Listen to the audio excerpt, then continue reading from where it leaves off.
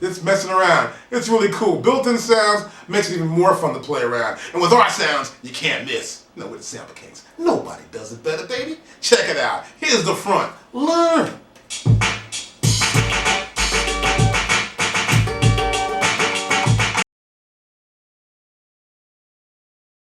Okay, we've got our pads here. We have our pads. Now, of course,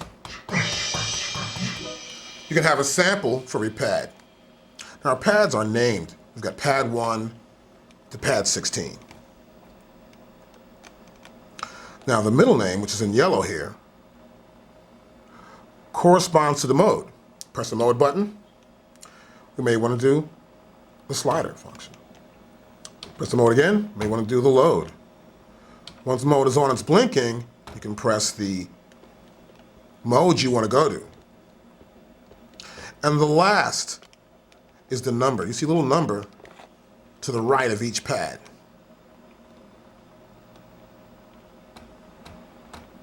And you can actually use the symbols to the right of each pad. Here we have a plus sign. Over here we have a cancel. See this? Not a number here. And there are no numbers here on pads 14 and 15 to the right top. See that? We've got a period here, an enter, 0, 9, and of course 1, 2, 9, and 0. Next we have our F keys. These are really cool. They're good to get you around on the software. We have the F that says like load, save. I can go to mode and say we're going to go to effect, and the F key here would say select. This F key here is for effect 1, F3 is for effect 2, and 4 is for master. We use the bypass, which is F6. So these keys help us to trigger certain actions in each page. I can also control the amount of record gain into our MPC. I'm recording a sample in. These are our pad bank buttons right here. A, B, C, D. So possible, we got 16 pads, that's 4 by 4, and we've got 16, 16 more, 16, 16 more. We've possibly have 32 different sounds can be stored in each pad, which is pretty cool. That's per program. We have our full level to make sure every time you hit that sound, it's the full maximum level. Not with no full level. You just tap it, and it gets louder if you hit it harder, or it gets softer when you tap on it. Got that? Pretty slick. 16 levels, of course, allows us to select, let's say, have 16 levels of a sound. Let's take that and tune that 16 levels. Press it on.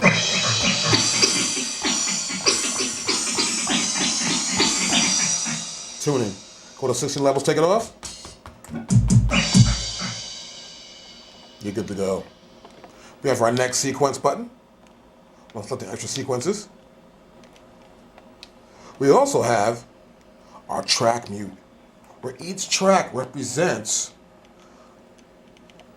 a little pad. See, here's track 1, bam, bam, bam. I cut them on or cut them off. Either way, hit that pad and that sound will go off. If there's something on that pad, see, if these sounds are not recorded on, well, no need to turn them off. Nothing's there at all. I press this pad, we know something's on that particular pad, and that track 1's got some data, because it says track 1, we can turn it on or off. Our data wheel, very important. Keep it clean, don't get any dirt inside of here. Don't try to push on it too heavy. Just use it to turn to the next either frame or change numbers or numerical data, whatever you have to do. Our tap repeat button. You can see it and say, okay, but I got a little track, man, and I'm gonna press main screen and I'm gonna play it. Wait, I'm gonna change that. 1, 2, 3. Let's how did that? Yeah. See, I just changed the tempo. Or I could probably speed up too. I'll do. Yeah, I think that's the bad tempo. Or maybe this one is.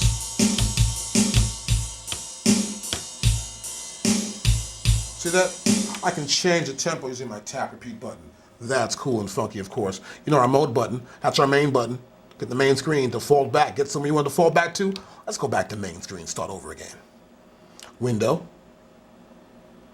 Up and down cursors, undo button, very important. You want to do something, you know it goes wrong, you add it in, so let me record that. Stop it, oh, I don't like that. Undo it, it's gone, undone. Our shift button. Of course, our bars, moving up by steps. Our play start. Or no, I can play from where it's at. Of course, record and overdub. All right, I'm making up some beats. It's really cool. Nice sounds. It's our rock set, kind of funky. Time to check out the back. Get your cables, get your wires. Make sure you color coordinate those wires for your output. You see, our cables are tagged and ready to go. Time to get busy. Let's get to the back. This is kind of hot, Kevin. Oh yeah, I feel it. It's pretty fat. Okay, we have the back of our MPC1000. Now right here we have our left and right record in. Let's say I've got a left and right signal coming from a CD player or a turntable. I'll plug those cables right in here. Of course you can see the 1/4" cable, see that? We can also get our output from these 2 1/4" connections. This will go to your output of your system. Let's say to your stereo system, to the mixer in or something, or into your Pro Tools rack. We also have a USB connection. See that right there? We get our USB cable. There's one other end. We want the smaller end. Take this end here. It won't fit that way. Well, how's it going to fit? Well, you see it's designed to fit only one way, as you can see right there.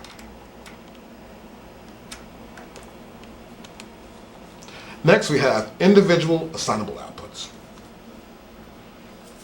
For example, I would go like, let's say 1, 2, 3, and then 4.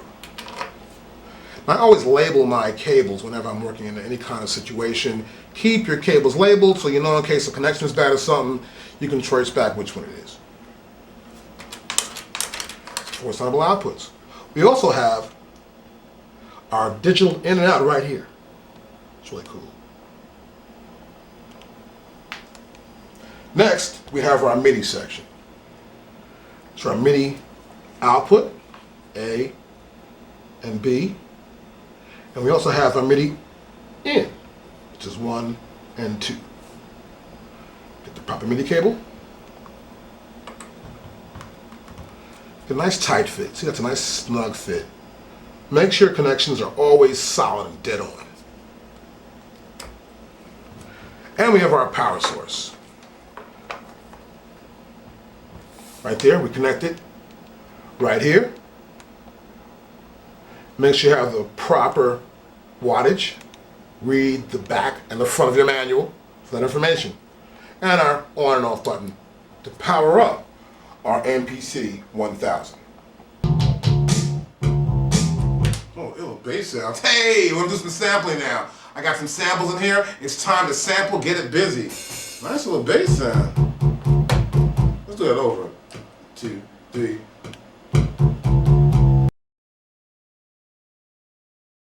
Okay, now it's time to sample. I'll press mode, and I'll press pad number 5, which is for recording. I want to go to analog. Now, I'll turn my gain up according to how I want the gain to be, my volume up. I want to hear back a CD. I got some samples here. I want to sample 1 or 2 things. Little loops coming up right there. Move my cursor down and set my threshold level. Threshold level's right here. That's that those 2 little boxes right there. Once it passes the threshold level, it starts to sample. I can now set the time. How many seconds I want to actually sample for.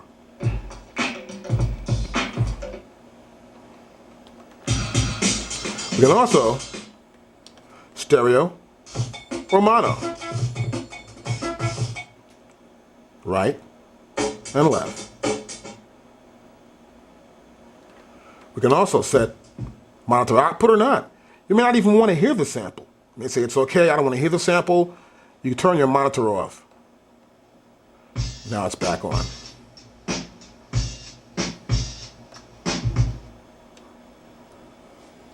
I press Press record. And now we're sampling. I'll press stop. I want to play the sample. I'll press play.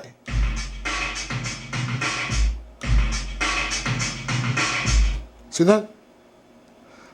I can name that sample. Turn the cursor here. I can name that sample. I'll press enter. My new sample name appears. I can press keep. I can press mode, trim, and I can trim my sample. Let's find the right one I want to trim. There it is, sample.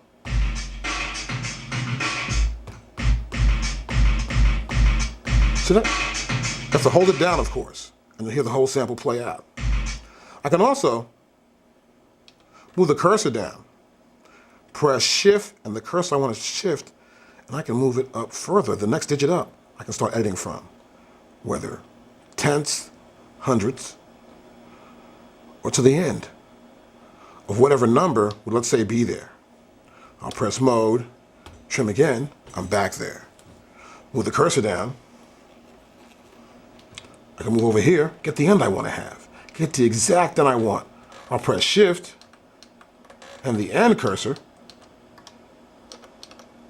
and move it up, see?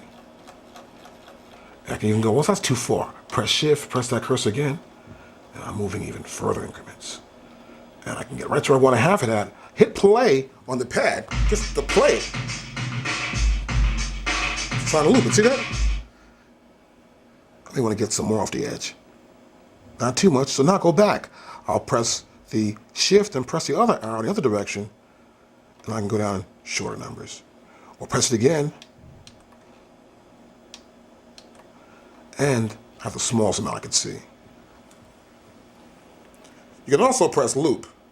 If you want to loop it, we get the direct beginning and the end, and we can loop our sample. Get the beginning right, and now turn loop on. See this? So I want to cut some off the end. Cut more off the end.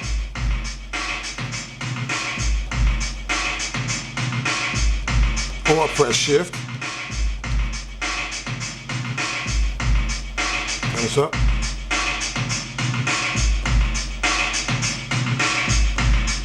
A little bit more.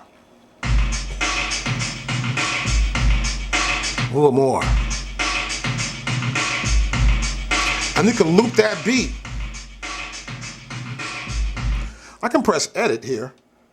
And now in edit function, I can even normalize that beat. Now these are the top of the edit functions we have, where we can just discard the beginning and the end we don't want, the two pieces, and get the part we exactly want, or we can extract this and make a new sample. Just to extract that section, do it. Whoa, insufficient memory. Make sure you must have the proper amount of memory to do this with. It has to extract that entire sample. If it's too big, you don't have enough memory, it won't do it. That's important. I can normalize it. Press normalize it. It processes it, and it's even a bigger sound. See the waveform's bigger? It even sounds louder.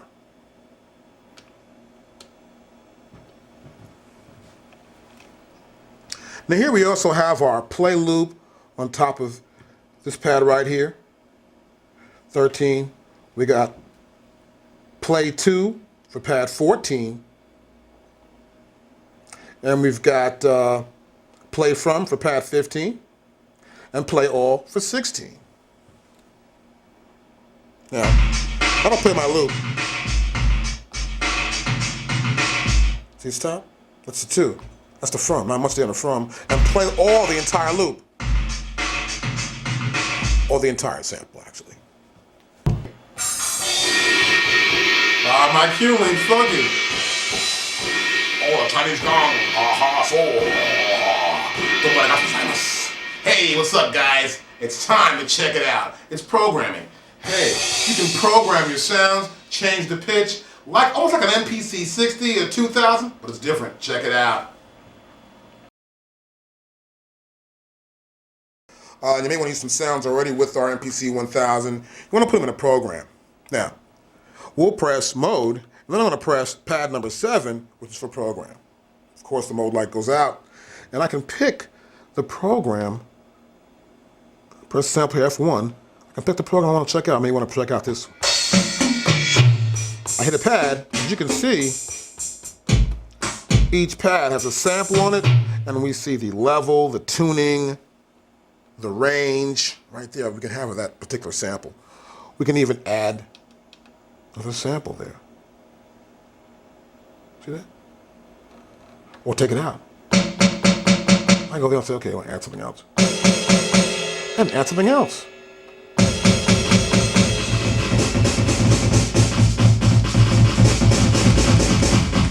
See that? You can add not just one, but 4 different sounds. Or samples can actually be triggered by that one sound at that pad. As you can see, the pitches have been changed. See? The same sample, but a different pitch. So you can take one sample and tune it several different ways, get the right drum sound. You see we have tuning also on our crash. We have filter. We can actually filter that particular sound. Here we've got a low pass. It's an EQ. Freak is at 95. We got our resonance. This is really funky. Let's pick up. Let's go back down to here. See, it sounds almost like more metally or drown it out somewhat. We change the frequency, darken it out, and change the actual sound a little bit.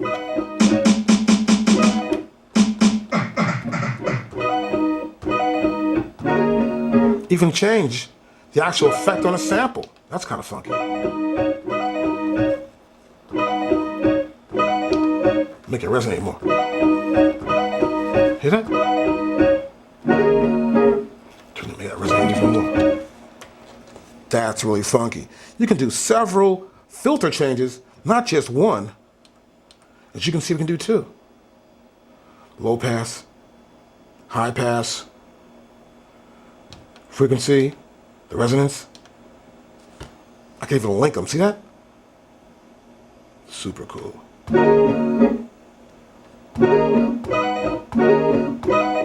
Link this one.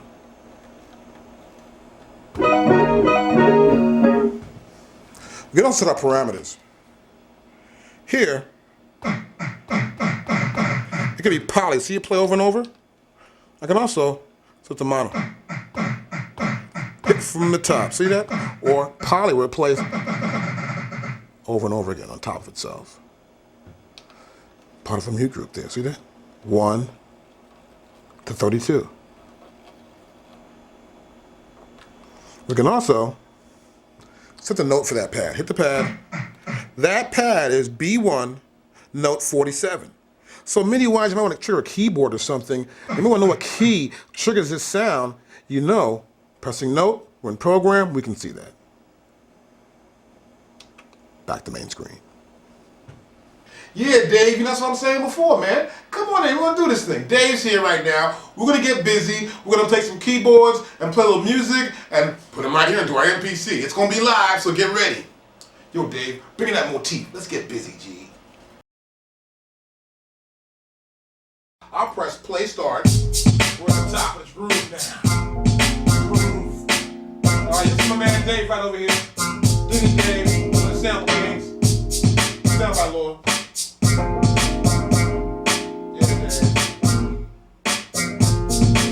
Okay, now record that. Let's record that in here. I'm gonna press, let's see.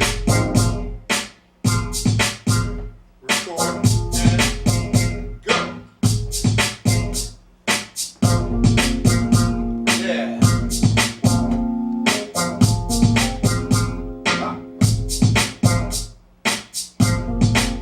Oh yeah. Nice, that's hot.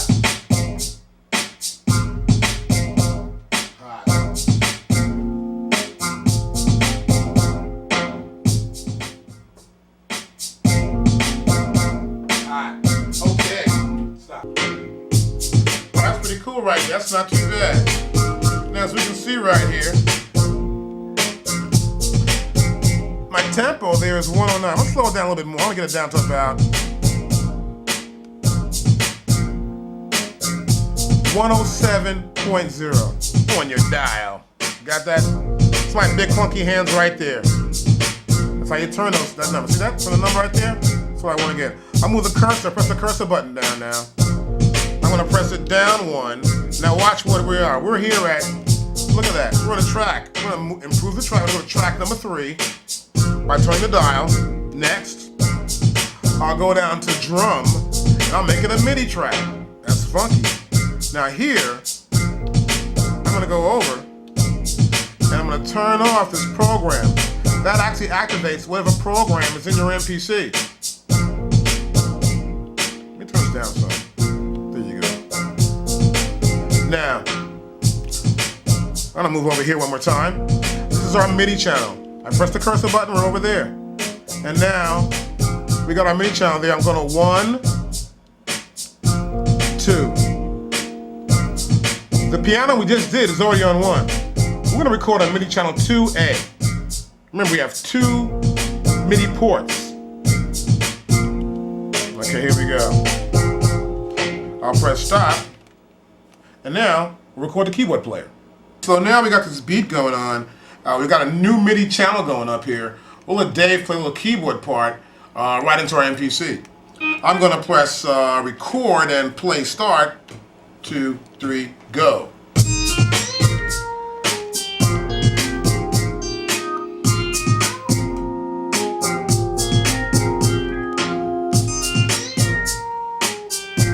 Okay, that's in there now. Dave, stop playing. And we're right there on track number 3. Now see, Dave's playing right there. It's not quantizing properly. So watch this. I'm gonna go here to where it says time correction. Timing correction off. I'll press F1, and we have the note value, which is set to 8th notes. I'll turn the dial wheel right here, and I want to probably go to off. This way, when Dave plays, it will not correct the notes according to the value. Like could be 16th triplets, 32nd notes, 8th note triplets, 8th notes. In this case, I'll set it to off. I'll press do it to close it. Now I'll press record and play start. 3, 4.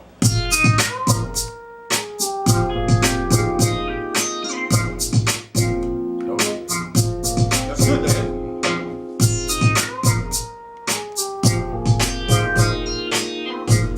Yeah, that's right. Now, Dave made a little mistake right there. Here's what we can do. I'm gonna go here and press undo. I just undid that part. I'll play it back. Let's play the old part, see? Now, we'll do it again. We'll press record, play start. We'll do it over again.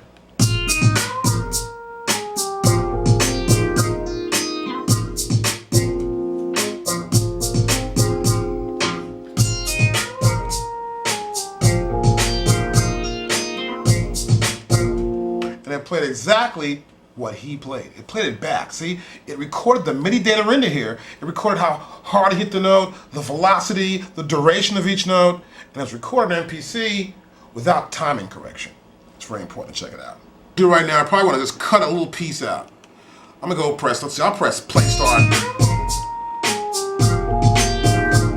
See, I press play, then record. Now watch this, play back.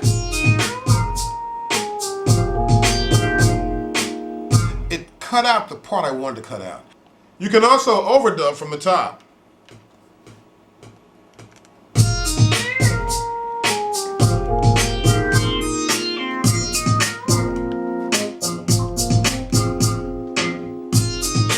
And it's recorded right here in my MPC. Stop. That's how you do it. Sequence edit. I'll press mode. Sequence edit. I'll hit, that's pad number 13. And here we go. I can copy a sequence. See, this is pretty cool. Very simple to the point. First measure, that's the last measure. I can copy that whole thing. I can move my cursor over here. I've got my from 2. I can pick a section I want to copy it to. See that? Whoa. I can also get the end, add more to it. I can replace where I send it to. I can merge it. I can merge 2 channels together, or 2 actual tracks together, and the data from both tracks will be merged together as one. And we're going to start. We want to take the section we pick from a 2 and to the from 2, get that one section from the from to the 2 right here, and put it right over maybe at that bar 16 or bar 57, the very end. The very end. I may want several copies. Wow. We also have bars here. We can copy the number of bars. Move the cursor down. We have 1, the first bar, whatever bar is next. Pick the sequence, of course, and press do it to copy. Let's do track move. This is track move. I can take this track here. Let's say I select that one, and now I want to move it to there. Press move, and now you see the kick is track 1. Take rim, select that. Move rim there. Move it. And now rim is 8. We can press mode, and we'll press pad 14. We have a step edit. And here we can edit the actual, let's say, effect or program or even a pad. We can say, okay, play this. That's what's there. Play this. See that? We'll go up to here. Play this here. See that? We've got these notes that are already there that we can play. On that same pad. See that? We have the decay. We have the volume, the tuning. Now you can actually use your time correction here for that particular value, that note. In the length, as you can see, the time of our song, which is from 1 to 57. You can press do it. We can change the value, see? Of that particular note. Let's close. You can also, what track is this from? That's track number 1, kick and rim. We have copy and paste. We can copy something and paste it. We have delete. Let's delete some sounds. I'm deleting stuff. I'm deleting things, right? Look, I'm deleting all of it out of there. I can press insert. Pick the note I want to get. Insert it. Insert the event. See that? The pitch or whatever. I can also play any sound I want to play. Let's go ahead to pick a sound.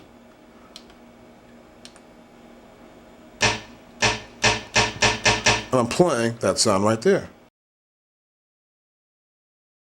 Here's the front of our MPC1000. Now here we've got our new Q-Link section. This is really cool. This is similar to the one on the MPC1000. This can be used to control pitch, decay, and even layer a sound. For example, I have to hold these down in order to hear the sound play out. So I control the decay. I'll press mode.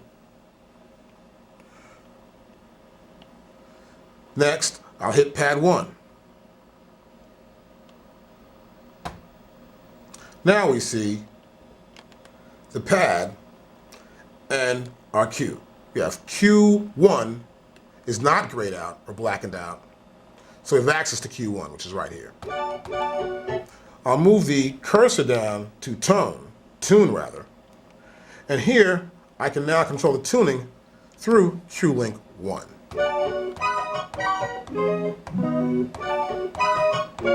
At the right pitch you want, you may have another sample, let's say, here. You know, that's maybe too high.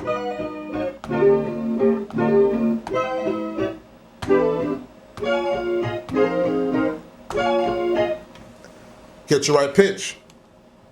You can also have, not just tuning, we can have filter, we can have layer, attack, See that attack? Well, that's cool. See that change attack? It's the attack.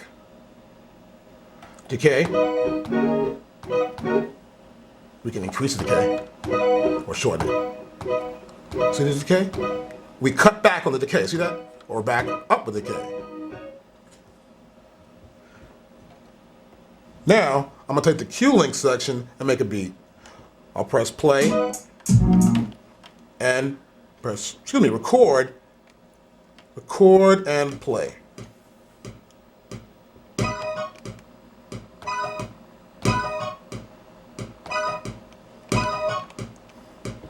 Go back to main screen. As you can see, I have a sequence and my tempo is 90. I'll make a beat up now.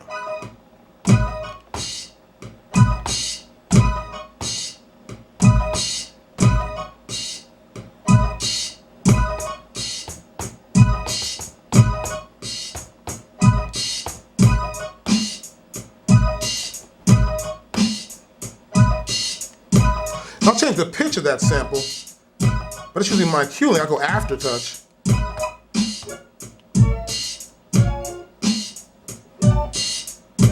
See, it's changing that one.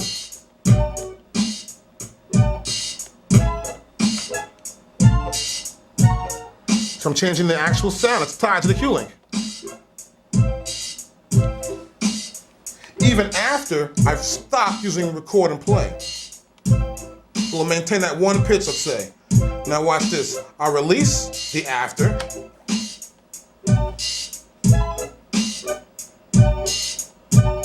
It went back to another pitch, to where it's at now. So I can go back to here, or lower it down.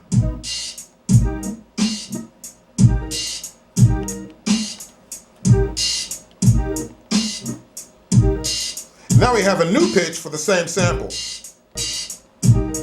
We can do the same with Q-Link 2, the right parameters. Whatever Q-Link is actually tied to, if Q-Link 2, for example here, we go to mode, we press our slider here, we go to Q-Link 2, it's set for decay. I can turn this down, lower the decay, play the track, see?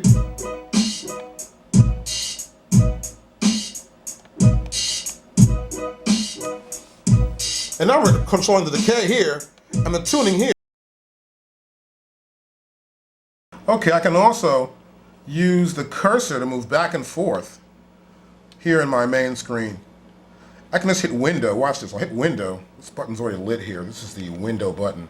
I'll press it and we can look at our display and we have the window for loop. First bar, last bar. Okay, I can close that window right there. I can move the cursor over here to where it says sequence. I'll press the button, window, which is illuminated. It's yellow. There we go, sequence. I can pick a sequence. I can delete, user, close, or copy that sequence. I'll just close. I can move it down to here. Try it on tempo, Doc. All right, let's try tempo. Let's go to window. Check that out. We can do tempo change. Initial tempo, look at that. It's really cool. We can edit the tempo and fix it. As you can see, if you move the cursor over any parameter here, it shows you exactly what you can do there. I'll press button. See the button's not, see this, look at this. It's not lit, so there's no window there. Check that out. There's no window. See it mute? There's no window. It's either mute on or off. But watch, I'll move the cursor over here and the window button lights up at bars. I'll press window and we can change the bars. So what I'm saying here is that I'll press close. If you go to a parameter that requires no window, the window button will not light. Okay, now I'm going to press window. I'm in track. As you can see there, the cursor's there on the track number 3. I'll press window. This is the track section. I can now name that track. See, I just turn this little data dial a little bit and it flipped that screen to this option, which is name. We can copy, we can paste something in, we can cancel, we can even enter something in right here. Next thing what we'll do is we can move the cursor and name it, or we can hit a pad.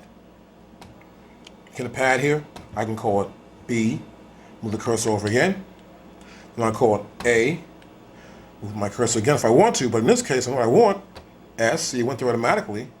Go here again, press S, this is my bass track. Now from this point, I might want space. I'll go back to here, and I'll press Shift. You can add a space there, see that? Clear it out, I'll press Enter, and I'll say close, and it's called a bass track. That's how you do it. Name that track. Okay, let's check out the MIDI section. We'll press Mode, and I'll press pad number 9. Okay, here we have our MIDI section. Now here we have Active Track Receive Channel. And I want to have all my active MIDI channels receive MIDI information. Or you can select, just say, 1. I only want to receive MIDI information for channel 1, or channel 16, or all. We can also set our soft through function. Now here, this means that if someone's playing a keyboard part, I have that keyboard player plugged into MIDI channel 1 or 2 in, and it's set to off. That information will not go back out through my out. Or here, I can set it to as track. That means one track, for example, I can go to main screen and turn this one track into a MIDI track. Go to here and set my MIDI channel, see that? I can go back to mode, press MIDI sync again, and now whatever track has a particular MIDI channel and it's set to MIDI, it'll make sure that that output that comes in, if it's supposed to be on track number 10 or 8, 9, or 1 through 16, then it will trigger. That information will be sent back out. This is really good when using a module, for example. You may have someone play keyboards in, then you may want to have that output go to a module, which is a separate rack keyboard. We can also send an Omni out all of A, all of B, or AB. This is important here, our sync. Now when syncing up, sometimes you want to sync your MPC to another external device. Sometimes I use it to actually run my Pro Tools system. So I can set to sync 1 or 2. Now the MPC1000 only does MIDI clock.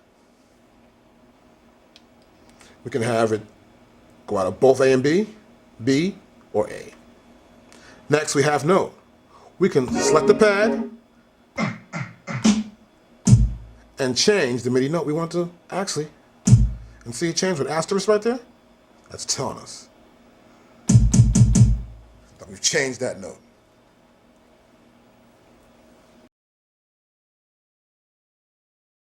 Okay, now, let's see.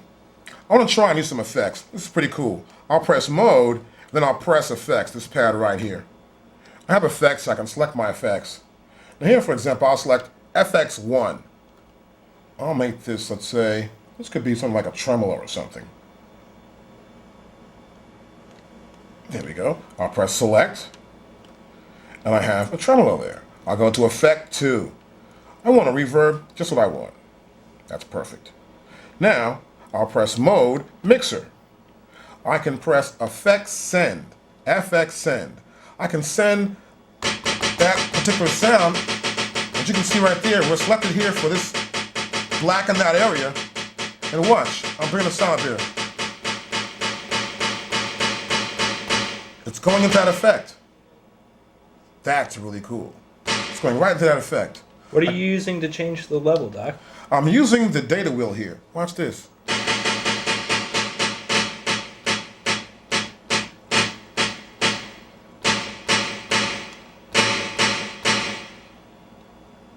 Now, I'll press the cursor and move it up. I can go either to that or to 1. I'll move the cursor down. I'll send it. See? For this particular sound, even turn the data wheel, it won't move because some effects don't require a data wheel to move in order to send the effect or the sound that we have here into that effect. I'm playing it now. a little different. I'll go back to here. Off. It can be off. Or 2. Now check this out. I'll press mode. I'll press effects. And here we also have effects on the master out. This is so freaking cool. You've got an EQ. Caleb, this EQ isn't that great? It's dope. This is hot, man. Look at this. We got 4 bands. We can get the cues in there. We can get any frequency you want to select. Select that frequency, move it down to here. Oh, I want this frequency right here, Doc. Okay, buddy. We're gonna get rid of that sound for you. Bam. We can or we can boost it up. Any frequency you want. We've got control of the cue. This is a really great EQ, really cool. Plus a compressor. There is a compressor on the output of our MPC1000. We have a threshold, attack, gain, decay, the ratio. This is super cool. Okay, I can press mode, song form, and here in song form, I can pick whatever sequence I want to use to the end of my song. And each sequence can have its own tempo. As you can see right here, we have bars, how long each sequence is. We can convert this into one long sequence and convert it into that one sequence. Press do it. We can also delete. We can insert. Added 2 of those. 1 and 2.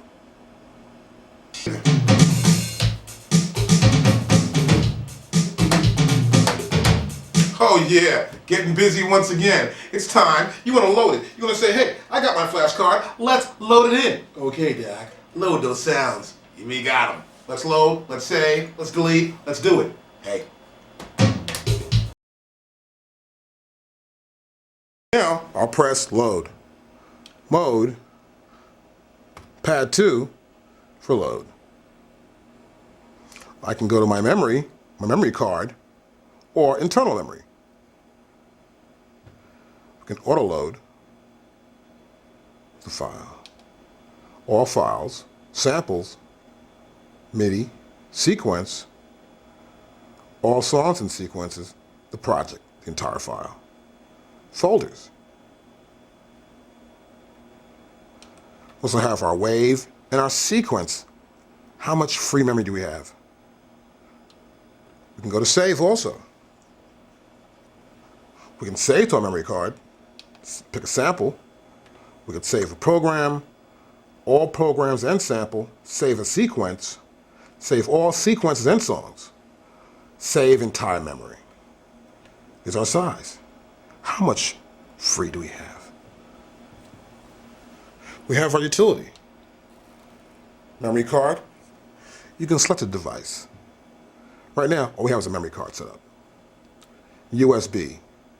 We connect our MPC1000 to your PC, or your Mac of course, with a USB cable.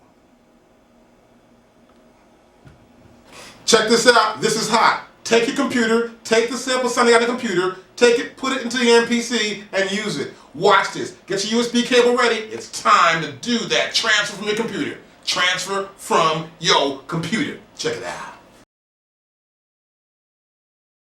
Now, once we're connected, you'll see the status say connected once your USB cable is in. And of course, please do not remove the USB connection until the drive icon is removed from your PC or Mac.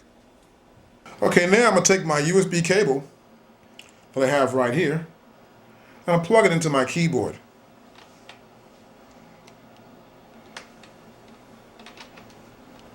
Next, we're going to see the MPC come up on our screen.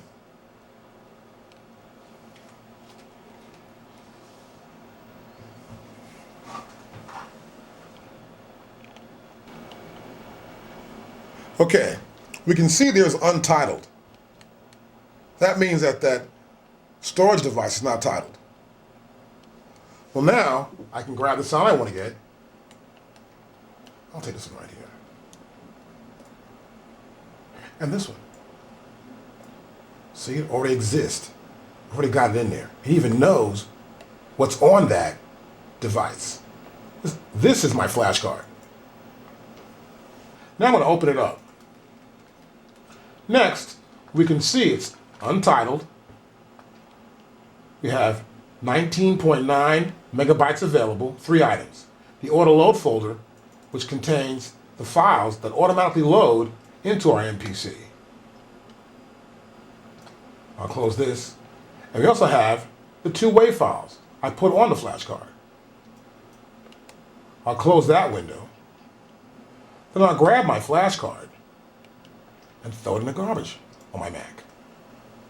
And now I'm ready to disconnect the USB connection and use this sample on my MPC1000.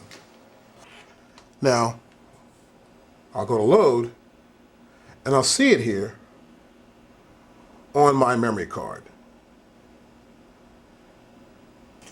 Now that we see the sound of the machine gun fire, we can take it and load it.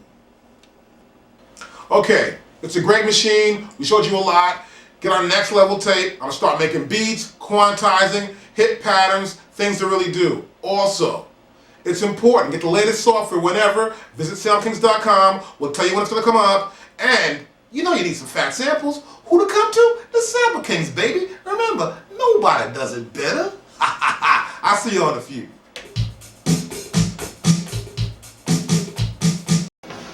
Okay, now I'm going to take a couple of samples. I'm going to take some samples I want to use. I'm going to produce a little track up and show how we can use the MPC1000 to create some music. And I've got a CD in here. I want to get maybe a snare or some pieces of this sound right here. So what I got top here, I'm going to make sure my threshold level is high enough so when it gets past the threshold level, start sampling. I want to start sampling automatically. I'll put it there at about 58, minus 58. Move my cursor over. And I want to make sure we got about 10 seconds all I really need of sample time. And we're going to make sure it's a stereo sample. And that I can hear the monitor output through my output of my MPC1000. Now, next thing I'll do, it's all set for peak and everything. I'm going to press record. And see, it's waiting for input signal. And now I'll press play on my CD player.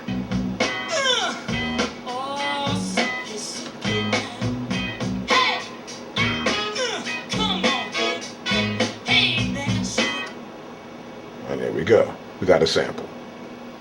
But it sort of cut the top off. What I want to do here again is like retry. I'll bring my threshold level down to like infinity.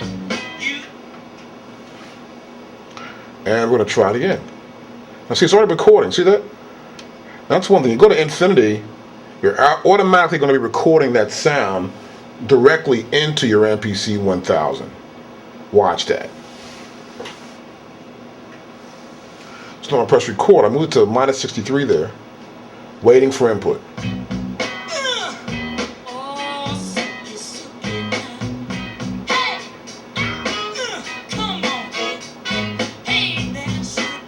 Here we go. We got the sample we want. I'll press play to play it back.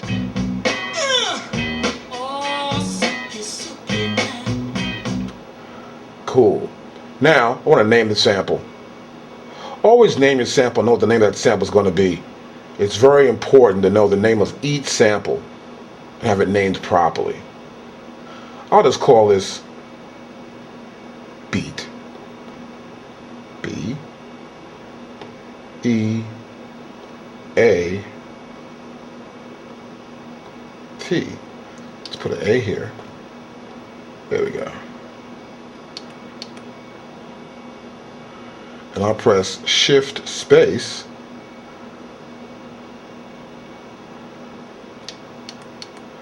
It creates space. See that? I can go here and press delete. Shift in the opposite direction with my cursor and delete. And there we go. We'll press enter. The name of that is called beat. I'll press key. So you can see the CD player is still on. so I can go back to get more samples. Okay, now I've got my sample in there. I've sort of cut it up already to save time, actually. This is the start time. And back here, this is the end time. And this blackened out section here is that area, the start of which is 3607, and the end of which is 237968.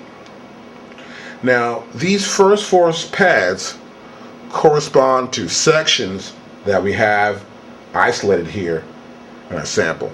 Now, the first pad here is the loop. And you see it says play loop here. This is the loop. And I'll press this pad.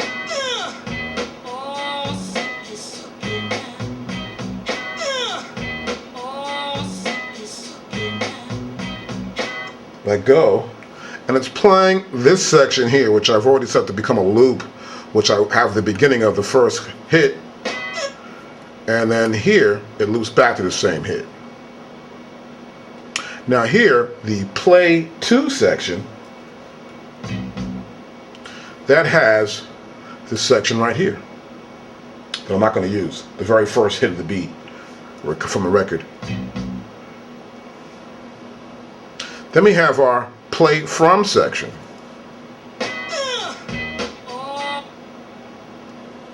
And that's from here on. Next we have play all. And hit this pad, it'll play the entire sample.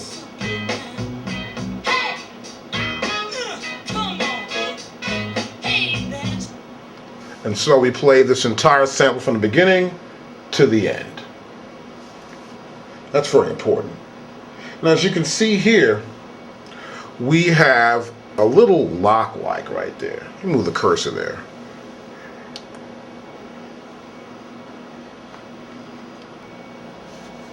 Okay, now we can actually lock it in. As you can see,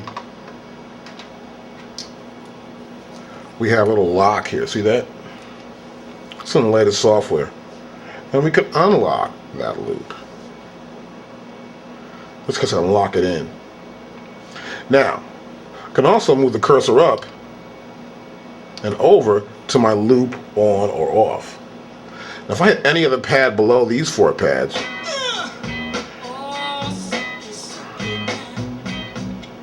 it'll only play the blackened out area here. But if I turn loop on, and hit the other pads below these other 4 pads, hit any one of the pads below those top 4 here,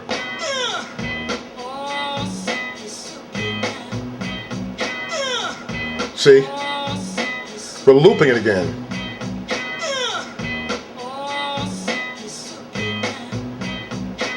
I have to adjust my loop too sometimes, so if I hear it and I don't like what's going on, I say, well, maybe I can add some more to the top a little bit.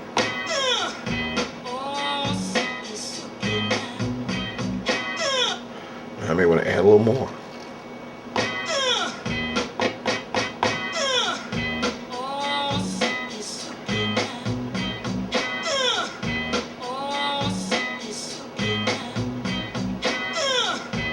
And I've got it where I want it at. Of course, I can have it locked in also. Now, once you get the sound you like, it'll be time to make a program. Now, a program contains all the samples we want to use, let's say, in a particular song, or not want to use. We put them in that program so we can see if we want to use them or not use them. And once we're through, we can get rid of the sounds we don't want. Let's check that out.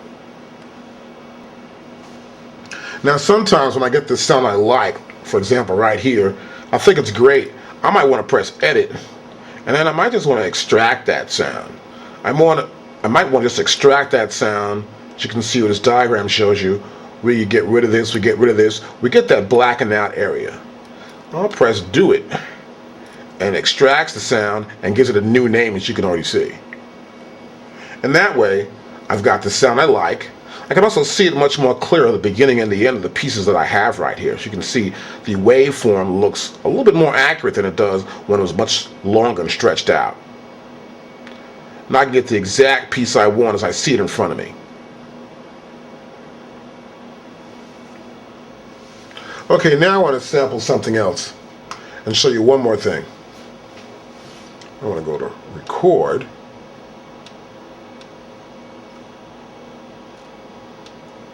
Now it's waiting for the input.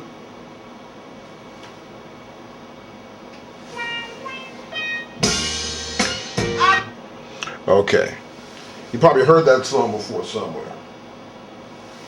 So here, I'm going to call this guitar Marvin. Now let's spell that. Turn the cursor once. We're able to fill the name in. G-T-R, short for guitar. Move the cursor over. Get rid of the stuff. Move the cursor over one more time. And put down Marvin. Put M-A-R-V-I-N.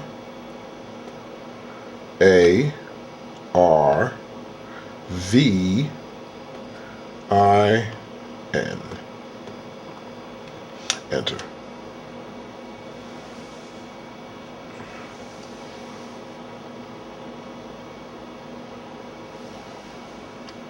Next, I'll press mode and then hit trim.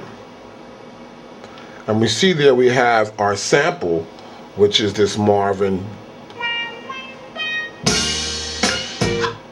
Now see, I don't want that drum part. I only want the guitar. Move the cursor down. I'll press shift and move my left cursor in. Click that a couple times. I'm moving in larger increments now, as you can see. And now I'll play from the top. That's all I want, is just that piece there. That's all I want. So I'll press edit and I'll discard. Press do it. Now see, the sound looks very low. What I could do sometimes is normalize when I get it like this, because it was actually loud when the drums came in, but the beginning guitar is quite low. Now, I'll go to edit again. I'll go to normalize and I'll press do it. See? It made the sound fill up the space here of the waveform.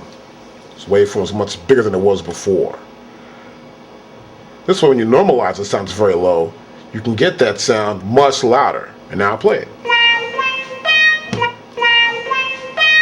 You can hear everything. You even hear a little talk in the background. That's cool.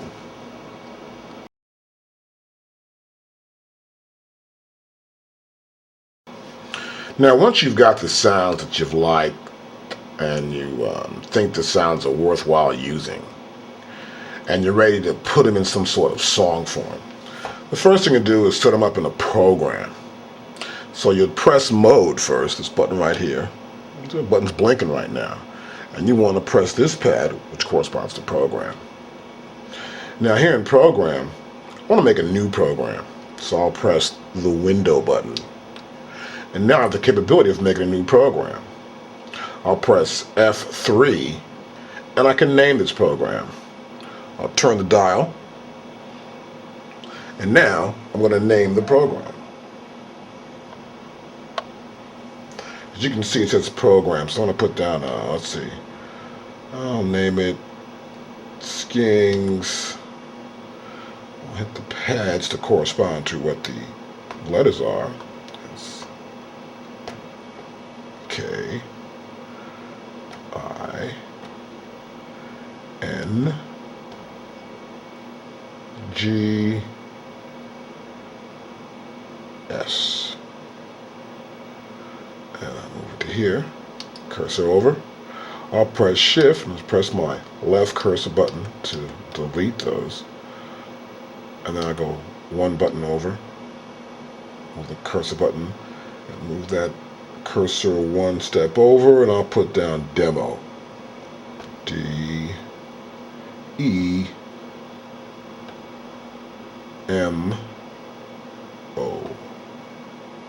And I'll press enter.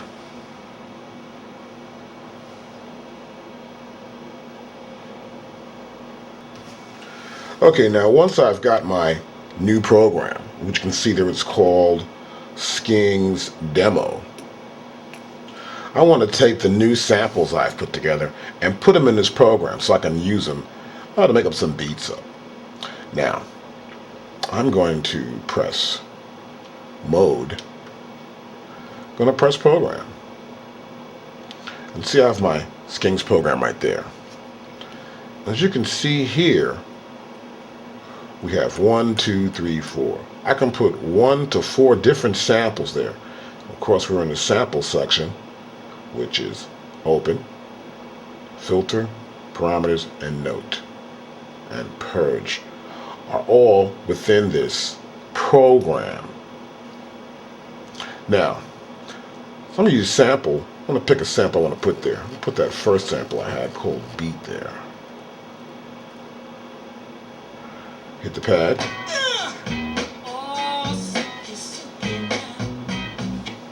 Now we can see it's on pad A1. That's bank A, and that's pad 1.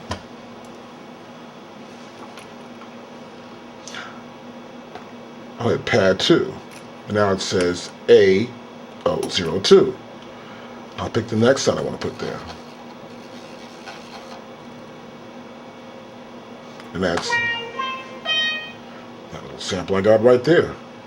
Next I go to hit pad 3 and put my next sample in. And that's going to be, yeah.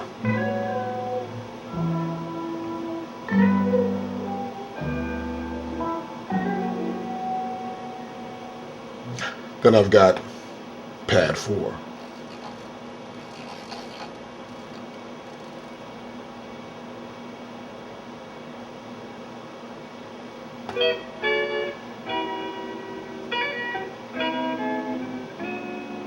As you can see here, pad 4. So you can add as many samples you'd like to. Let's say you may want to have a sample trigger with this one together, maybe a little guitar and maybe a kick drum or something. You can layer samples. And here, we can change the level of those samples. We can even tune them. And of course, this is our range. Now I have other samples already chosen. Drum fills. Cool. Now once you've got your program set up, let's press program again. Go back to my main page. I have the ability to use these sounds within this sequence because I've selected program here. And of course, this is drum, which signifies we're using these pads.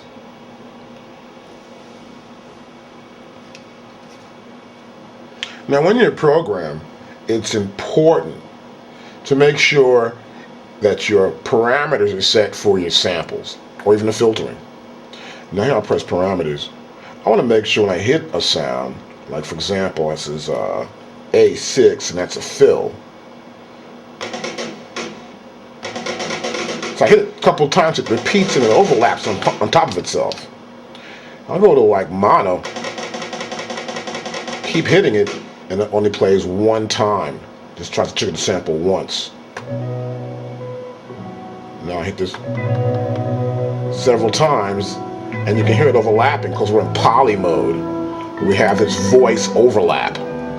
So I want to go to mono, where we don't have the voice overlap. Now you can hear it there as we play it. You know, I hit it once, it just plays over, just one time. I want that to just not have an overlap. Then I got the beat. As you can see, I'm hitting the pads. It's showing me what I'm hitting. I'm hitting A1 here. If I hit it once there, it's good. Now if I go to poly, it's going to hit it several times.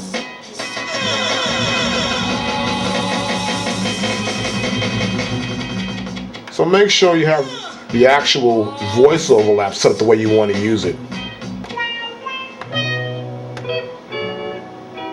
Turn this to mono.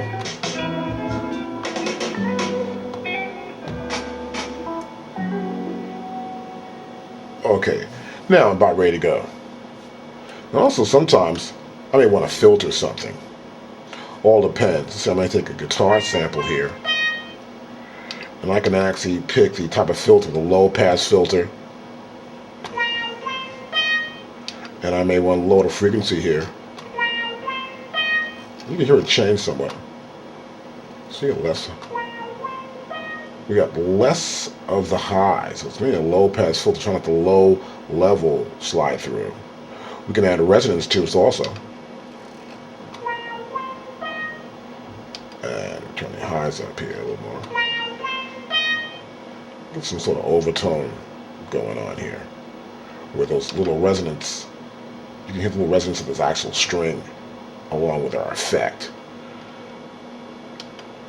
And we can also use a band pass filter. We can pick the frequency and then the attenuation.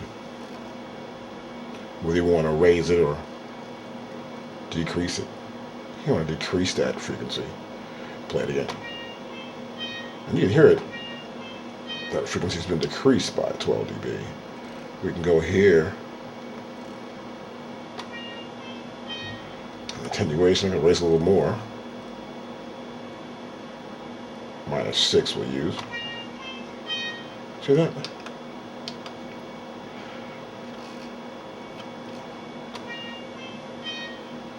And we can also go to our high pass frequency. Let me go back to here. Attenuation up. See the difference? I can remove this.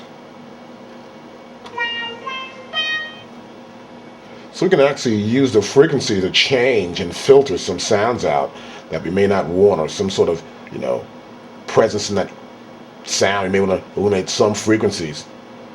And we can also do two types of, as you can see here, we can link them also. We can link the two together, or they can be separate.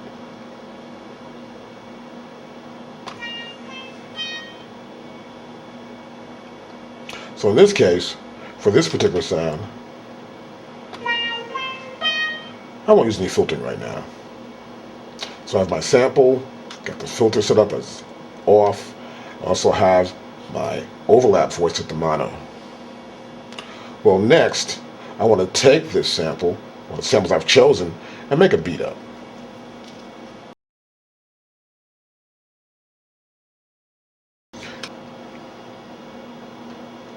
And what I tend to do also is I pick a beat. I want to find out where that beat comes in on.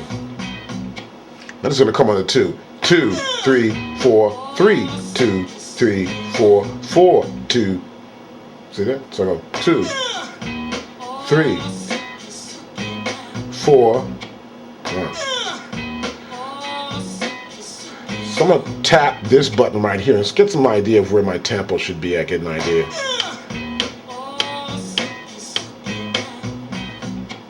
So I've got some idea here where I want it to be at, and you can see right here, let me move in a little closer, that our tempo is 103 right there, 103.8. But all I'm going to do now is I'm going to try to at least find a way to make it match up better. I'll go to like mode, I'll go to step edit, because I know where I want this sound to be at. I know this sound's supposed to start on the 2. It's on the 2 of the beat. That sound right there.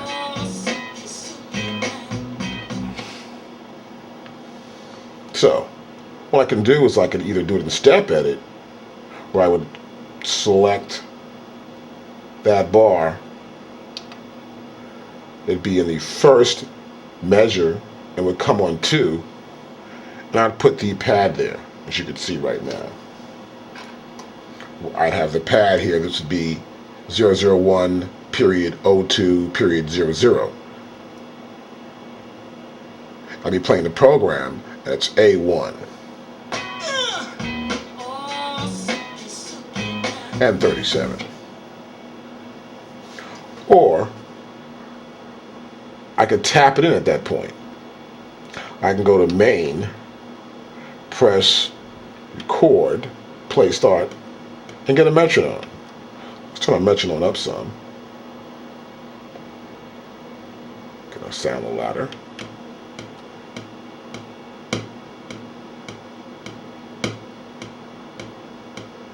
So you hear that click going by? So what I'll do is I'll press record and play start. Now it's going to give me a click in the beginning. You can press F2, you can see the click. It can be in record only, or I can have it in play also at the same time. In this case, I only want it to record only. And I want it to be a quarter note click. I'll press close. Now I'll press record and play start.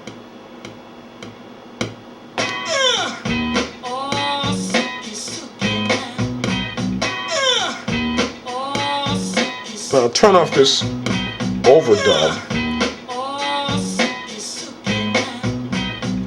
Now it's rushing in. You can hear it rush in. Now I've got my cursor here on the beat section. Let me show you that.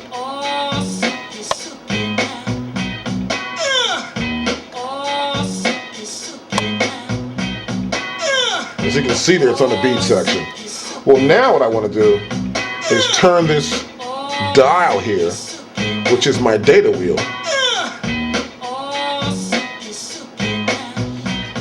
See, it's rushing, I don't like that.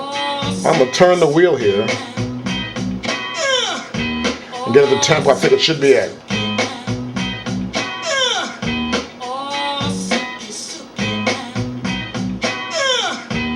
And now I like it. See, it's in time now.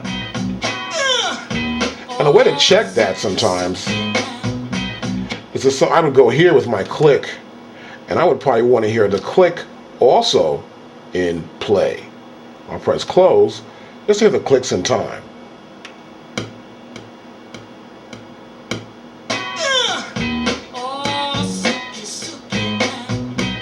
And there's always that one strong click on the first measure. On that first quarter note of each measure. And you want to listen for the click and make sure the click sort of fits in with the track, or it disappears, where it's like right on time with that loop, if you're going to loop something up. Now there, I knew that this sample starts on the 2. 2, 3, 4, 3, 2, 3, 4, 1, 2, 3, 4, 2, 2, 3, 4, 4, 2. See that? 1. That's not 1, it's 2. 2. 1, 2, 3, 4, 1, 2, 3, 4, 1, 2, 3, 4, 1, 2, 3, 4, 1, 2, 3, 4, 1, 2, 3, 4. That's 2 bars.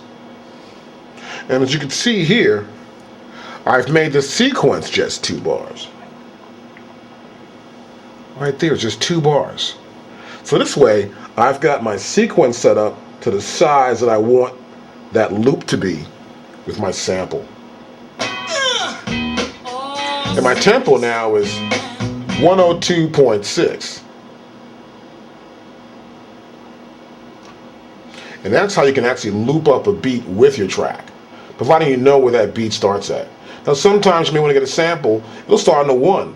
Make sure it starts on a 1, and that when you do your manual input, that you start click on that heavy beat, the first click, which is a 1. Okay, next I'm going to pick out some other sounds I already have built into this system. I can go to mode, press program. I've picked out some sounds already from these already prearranged sets that I put into the program. Of course, I turn the dial, pick the sounds I want to use. And now I want to go back to this first sample. I may want to lower the mix of that sample. And I can do it here actually and lower the level of it in program.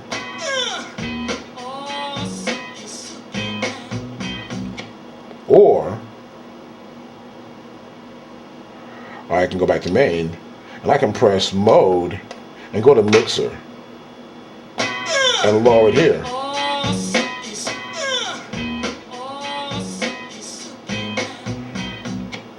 Next, I'll go back to main again.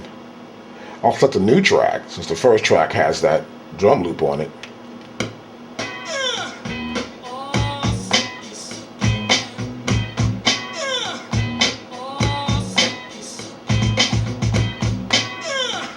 So I can make a little beat up with it. I'm gonna make sure I'm in the right tempo and the right quantize function. You know, that way when I quantize this track, I have my timing correction perfect. I'll press TC, which is F1, and I go to timing correct. Now here I'll use 16th notes.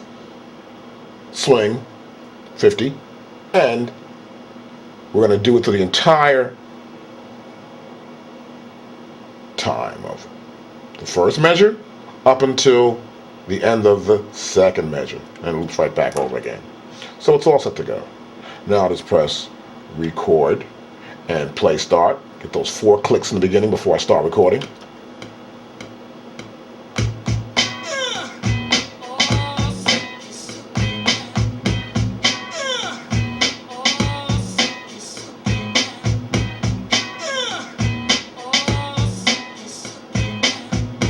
I like that. Maybe want to addition the sound too.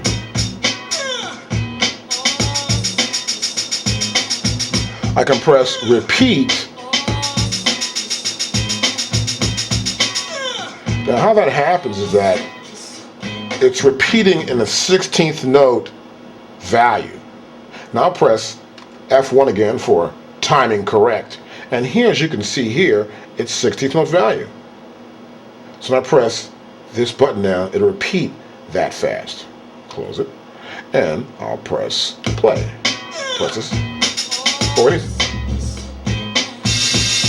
Pick any sound you want to put in there like that.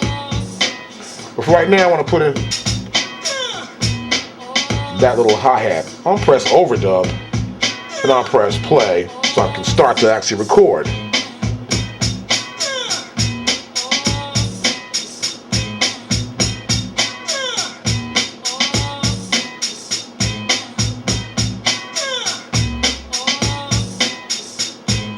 Now I've got an 808 drum here.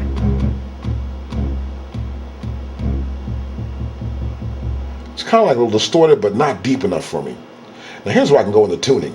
I'll press mode, program, hit the drum I want, and now I'll move my cursor over to tuning. I'll tune it down some, or up more, to get the right pitch I want for that sound. Next, I'll go back to main. I'll select a new track to record that on.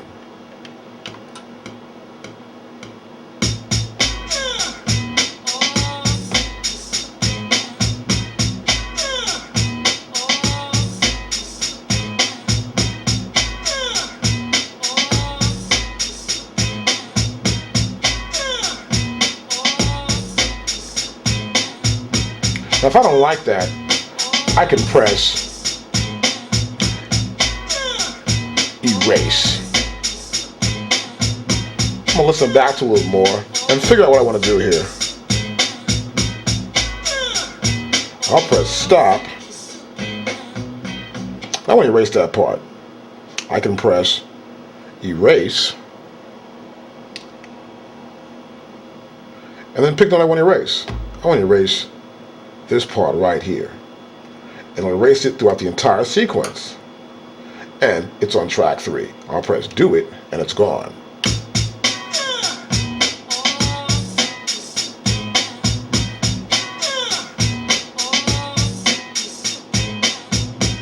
Now I'll put it in again. I'll press overdub and play.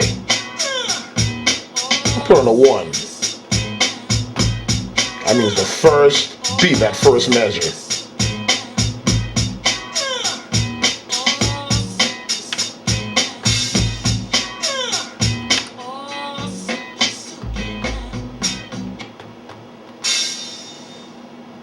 And we got something going on there.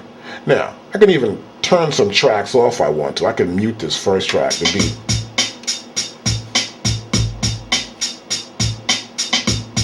to feel how that drum sounds.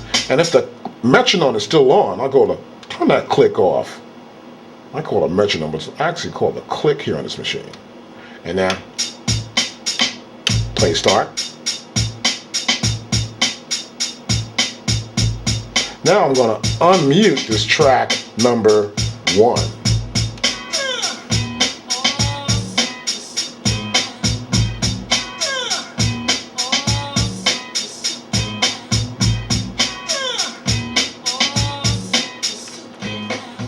Next, I'm going to try and add a couple of those guitars we picked out.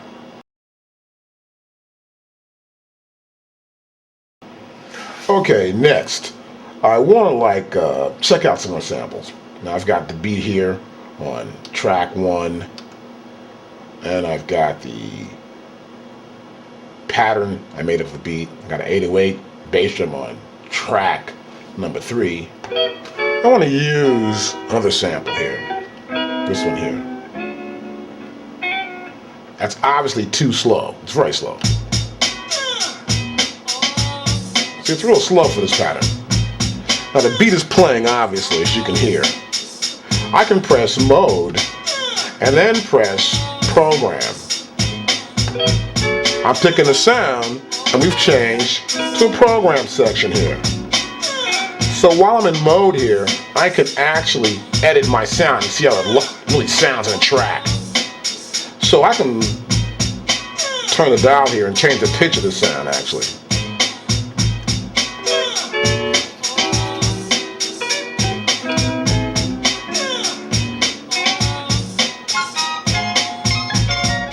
See that? Now what I'm going to do right now though is that I'm going to select the number that I know will work, because I've already tested it out before filming this actually. I'll press numeric here and I'll go 0, 6, 5, and that's about it. And I'll leave it at that.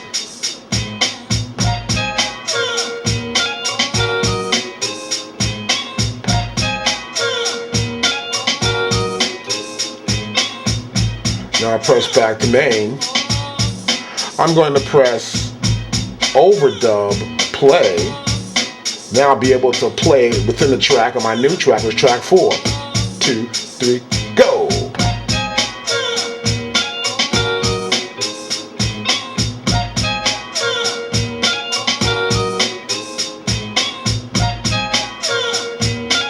If I don't like that, I can press erase, then hold the pad down and get rid of it.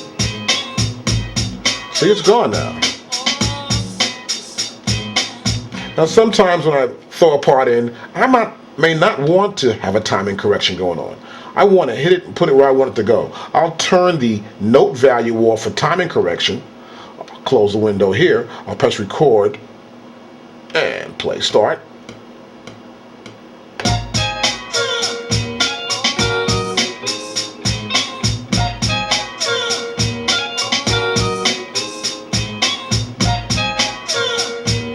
If I don't think the pitch is correct, I can even just undo the overdub. I'll go to mode, press program. I may want to increase the pitch of it a little bit.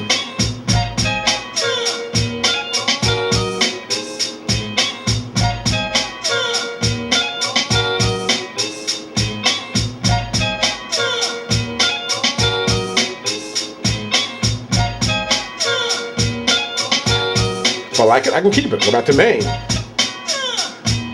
And now it'll play over once it comes back to the top again.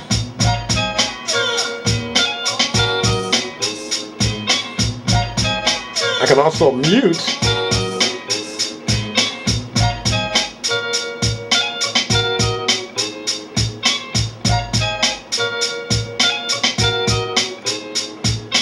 So I can hear how that beat sounds along with that sample. Now if I want to keep it, I can keep the sample on that track. And I'm good to go. So a lot of times when using a sample, you're not too sure of how it's going to sound. So you want to check it out and sort of, I like to actually tune my samples up while the beat's in motion so I can get the feel of how I want to use that particular sample. Sometimes I even chop that sample back up again. I'll go to mode, I'll go to trim, I'll pick the sample, which is right here. Now I'm not going to play it at the speed I have it in my song form, but I may know the part I want to get, just the beginning or the end. I'll chop it up and put it back in the program the way I want to use it. Now, I'll go back to actually the main screen here, and I'll play that beat again. So I'm going to do one more thing here. I may want to go to mode, press program. I might want to filter some of this stuff out.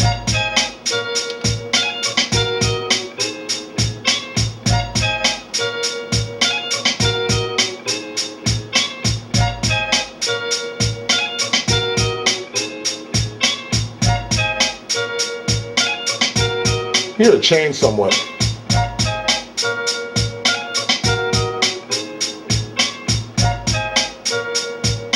I want to just use a high pass filter. Hear the high pass filter? You can hear that.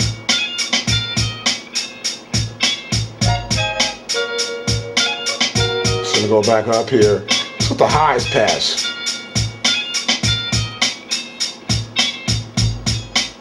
So you can change that?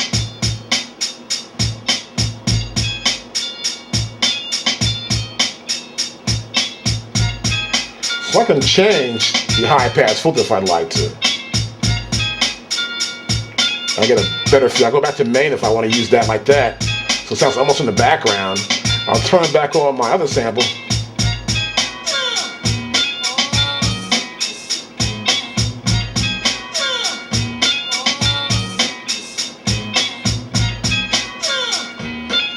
Those are ways you can actually filter and pitch the sounds that you're using in the program you set up.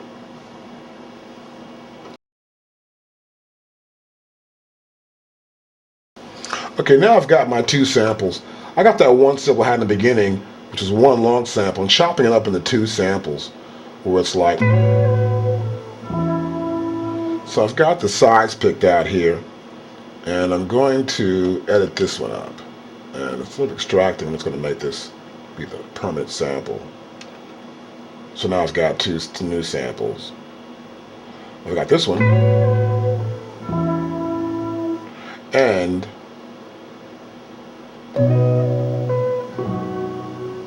so when I make those samples go to new beat, I'm going to make a beat up, and then I'm going to add the samples to the beat.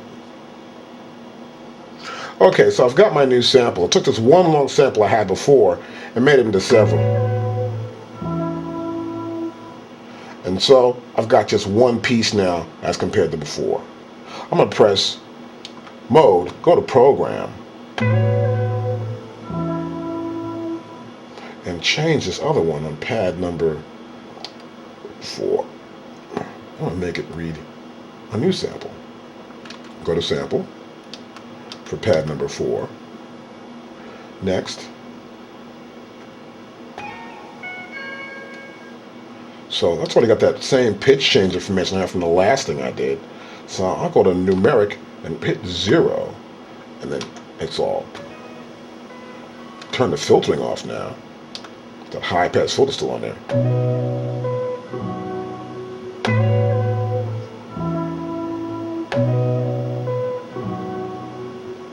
So now I've got two different samples. I've got them, one is on pad number 3, other one's on pad number 4. I also want to make sure they're both going to play as mono.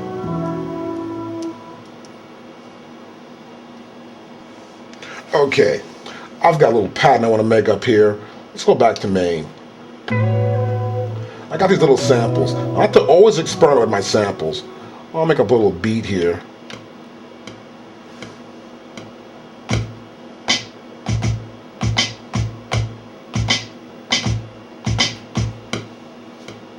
Let's see. Let's go back to timing correction. Let's do this again.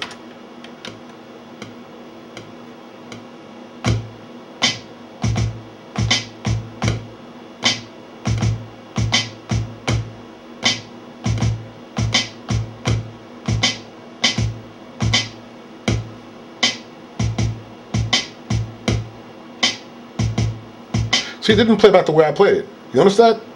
That's because we're not quantized to the value I played at. I'm trying to do like almost a 16th note triplet, which is 16th note 3. I'll press close here, record and play.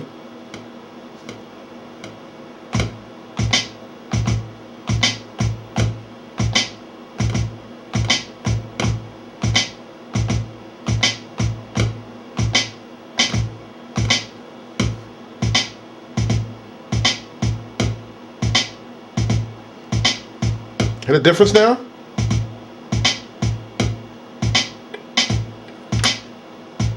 So it's important to know the quantized value, or as they call it here, the timing correction, which is timing correct. Make sure the correct timing that you want to use for making that particular pattern up. There I sort of gave like an almost Teddy Riley type swing, or the old DC swing sound. Now, I can add a hi-hat to that. I'll probably put that in the same track. I'll press overdub, play from the start.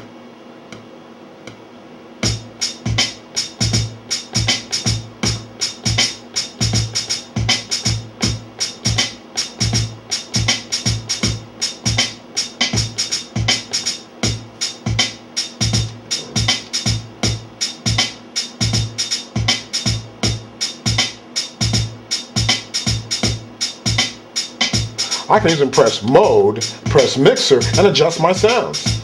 I'll see, what sound is that there? I'll lower it a little bit.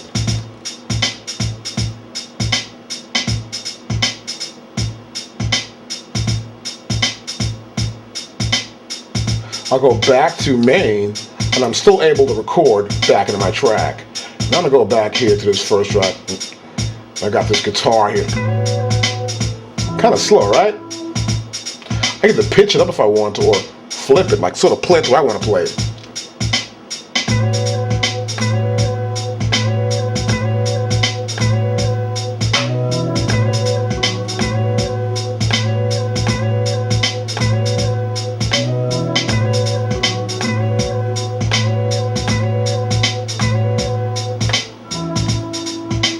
You peep that? Now watch, I'm going to record that on there.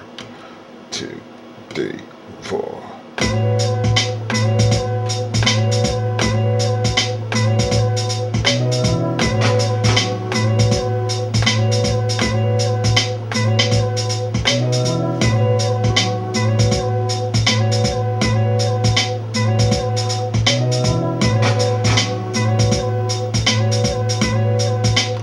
See that? Now I can even erase that. Let's try it again. 2, 3, 4.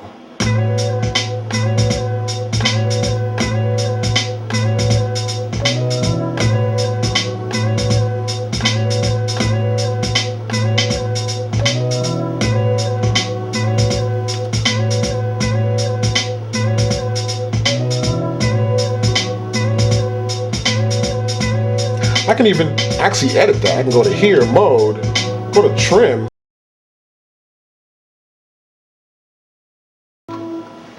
Now I can actually go into trim. I'll press mode, go to trim, pick the sounds I want to trim up. Let's see. Let's go to, I don't know what sound it is.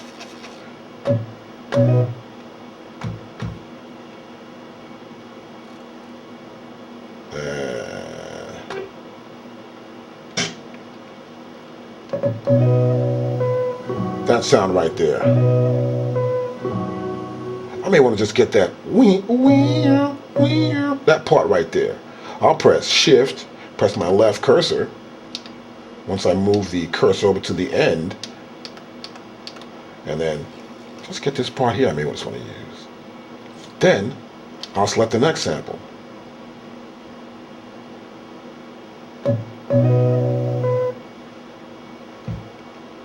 Looking for my next sample I have here.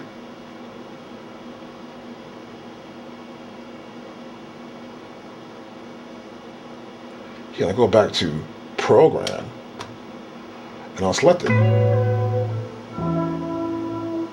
Guitar intro. So I'll go back, now I know what sound it is. I'll go back to mode, trim, and guitar intro. Easy way to find your sample. Now I go back here again to the end point, then I'll press Shift, move the cursor so I can move it in big increments, and now that's the only part I really want to use. But I'm not going to just delete it. Let's see how it sounds. I go back here to main and press it.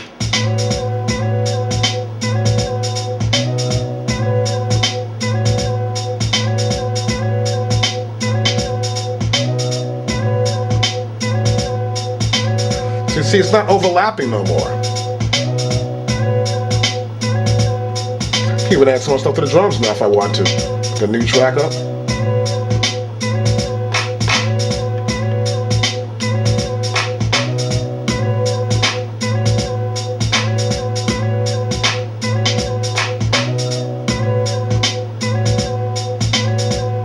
Yeah.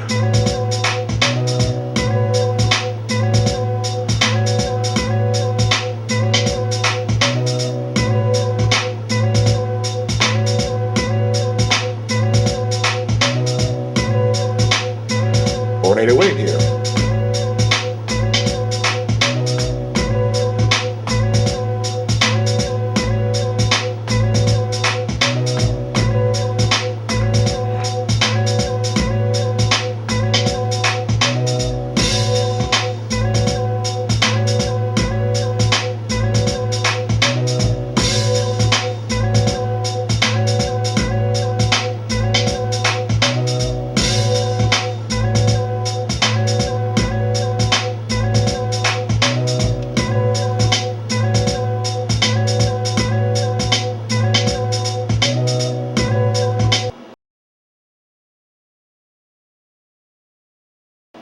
Okay, now I've got my sounds together, sort of increase my level of the volume, and I can actually mix my sounds, like go through the tracks, which I love to do actually when I'm making up a track.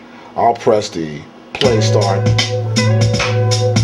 I'll press window and mode, I'll press mixer,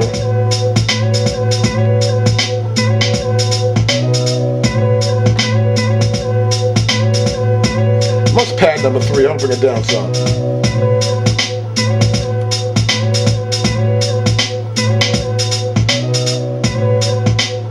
So you can bring the levels down as you mix them to hear it in the playback, you know?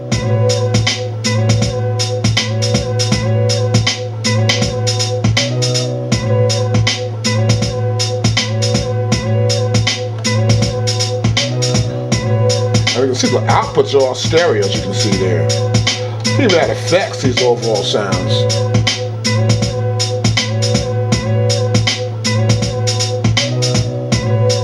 Go back to main if I'd like to. And turn the mute off for one track.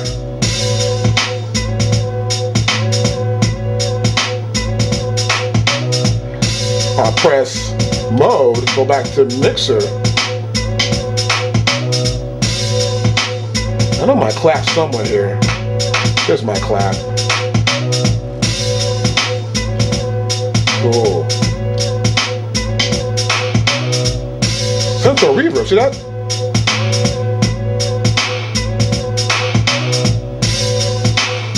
Put my clap to a reverb. I can do that by pressing mode again and go to effect. And my first effect, as you can see here, is a reverb. Let me zoom in closer for you.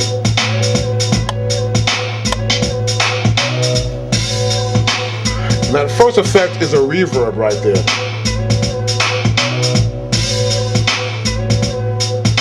I can make the second effect. See that? I'm switching back and forth here. Let's see effect 2. I can use any effects I choose here. I'm looking for some sort of like, I guess we'll try this phase shifter. I'm gonna use that effect here. I'll press mode again, go back to mixer. I'll pick a sound for that effect.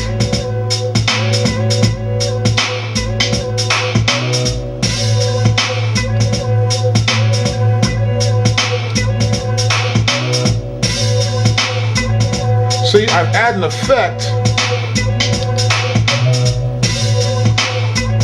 See that effect? We've added that effect to guitar, to tremolo.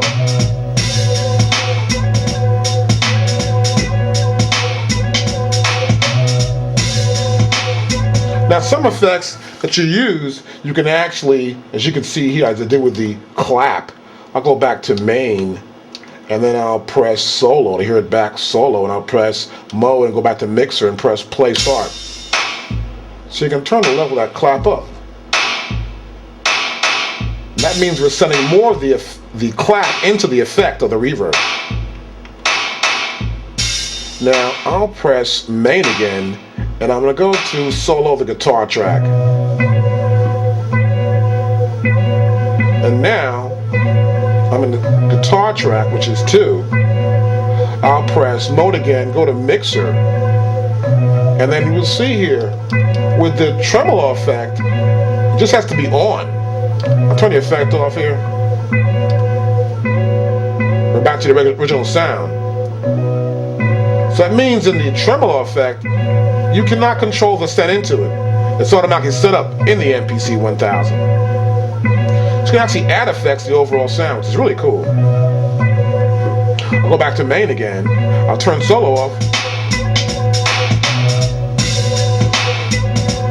What I can do, I can go like to mode, mixer. I'll go back to the pan the outputs. I can maybe lower the output back.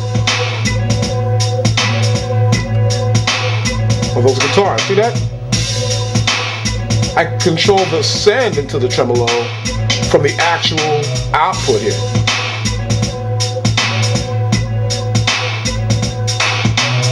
That's how you can use your MPC1000 to get some more effects, to mix, to edit.